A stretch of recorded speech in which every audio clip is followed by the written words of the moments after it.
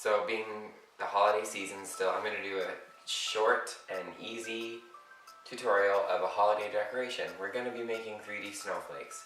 You may have seen this online, but I'm going to just show you in case you haven't seen it. Basically, they look like this. And before starting this project, you're going to want scissors. You can also use a paper cutter, but you're going to need scissors at one point. A pen, marker, or pencil is what I would prefer. And some Christmas music.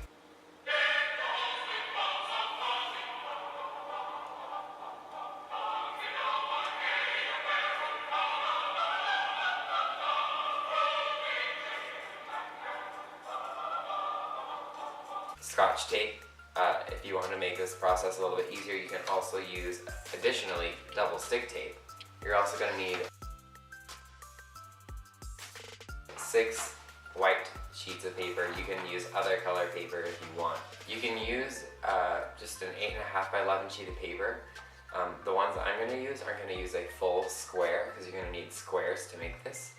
I'm going to show you a half size that's a little bit more easier. To start, you're going to take one sheet of paper and you're going to fold it in half. And fold it. Okay, so from here, I'm going to take right here where this line is, and you're going to fold it down to the crease in the center because you're going to get 2 squares per sheet of paper. If you're a little bit off, it's going to be okay. You can use it regardless. You're going to run a line along this edge. I only have a Sharpie ultra fine tip, but I would recommend using a pencil. If you want to just do dots, you can do that.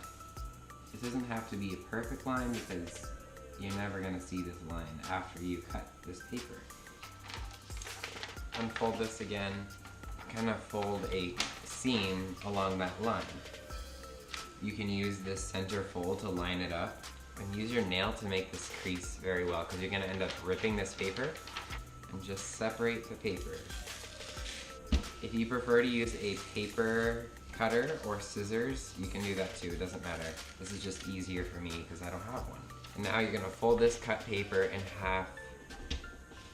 Just keep folding like I am to make the paper weaker to rip it. Okay, now you're going to do this to have 6 total squares. After you have 6 total squares, you're going to want to fold each square in half diagonally, and then in half one more time. Do that to all 6. Now you have 6 triangles equally the same. Let's get to the cutting process. Grab a pair of scissors. And you're going to take, and this part is optional, you can kind of change this around. But you're going to get scissors and cut lines across this fold side right here. So the open side should be facing upwards and hold it like a play button, if you will. Cut it about, leave 1/8 of an inch left as you cut. Don't cut the rest of it off. Don't cut it all the way off. So like I said, you can do this in any way. You can make just 1 if you want here. If you want to do 1, 2, 3, 4, you can do that. I'm only going to do 3 cuts. So another one here. You just can't cut all the way to the edge. Just cut and leave about 1/8 of space left. You don't have to make them perfect all the way to every 6. They can be different if you want. Each of these represents 1/6 of the star. So if you want them to look a little bit symmetrical, I would do them all the same, but it's up to you. So let's do this to the rest of these.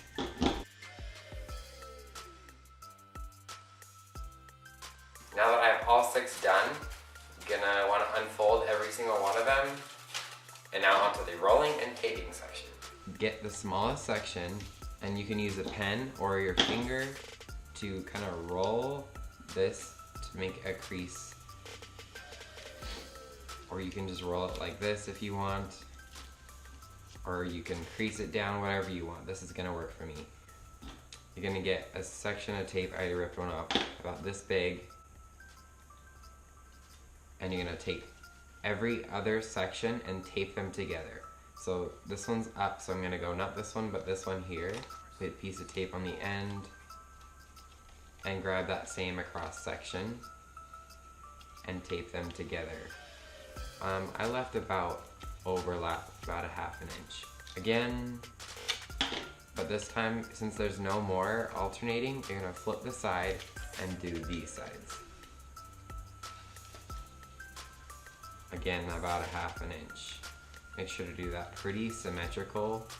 I did a little asymmetrical, but it's okay. And again right here.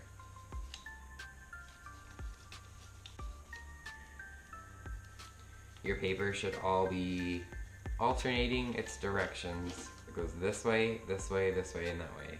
So you're gonna do this 6 more times, 5 more times since you already did 1. And let's do.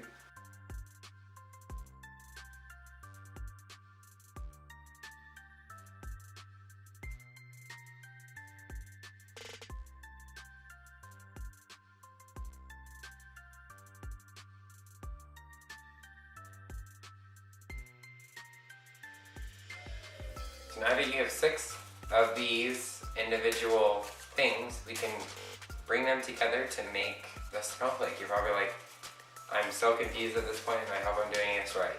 So like you can see there's a half right there and you just attach more.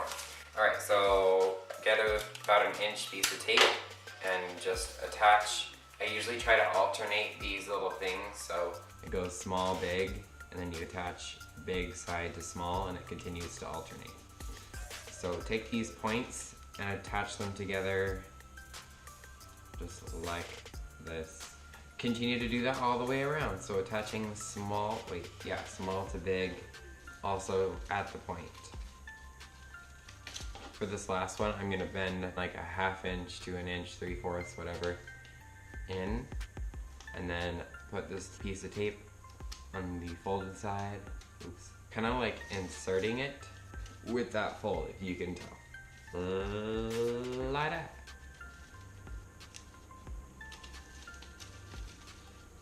Okay, so now this is attached.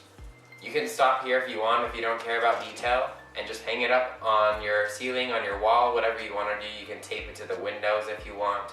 You can attach string and tie it up and tape it to the ceiling. Just the same tape works. So when you make a bigger one that's not half size like this, you use a full sheet of paper to make one square, and it's gonna be about this wide, this tall. The weight of each of these kind of bear it down and like bring it together, kind of like how there's a gap right here. But when you make big ones, it really weighs it down and like seriously like falls over. So you have to tape each of these leaves together. But I'm just gonna do it because that's how I did the rest of them. You grab double stick tape, or you can just use this tape and like fold it over itself to make both sides sticky. You can also use a stapler to do this section of the attachment, but I would just rather use this. About this square piece. Putting it on the junction of these ends. So, right here. And then you're gonna attach, let go. Right, like that. And then you're gonna keep doing the same thing all the way around.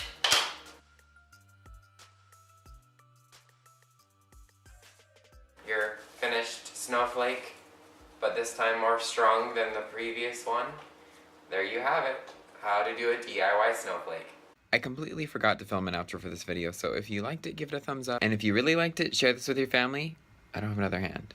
Your friends and your loved ones. And we'll see you guys on Short Video Saturday.